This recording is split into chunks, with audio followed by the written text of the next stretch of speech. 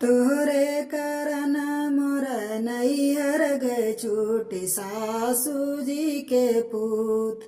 तोहरे करन मोर नैहर गए छूटी सासू जी के पूत।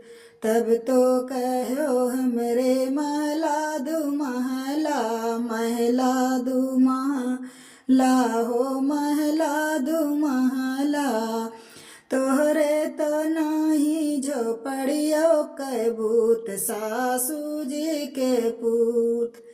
तोहरे तो नाही झोपड़ियों के भूत सासू जी के पूत।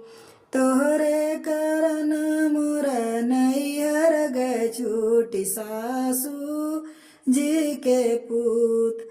तब तो कहो हमरे गैया भैंसिया, तब तो कहो हमरे गैया भैंसिया।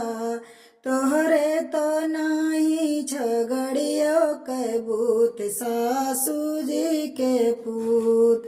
तोहरे तो नाही झगड़ियों के भूत सासू जी के पूत। तोहरे करन मोर नैहर गए छूटी सासू जी के पूत। तब तो कहो हमरे माइयो बहिनी, तब तो कहो हमरे माइयो बहिनी। तोहरे तो नाही कमैयो के भूत सासू जी के पूत।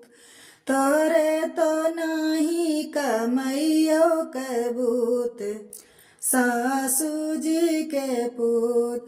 तोहरे करन मोर नैहर गए छूटी सासू जी के पूत।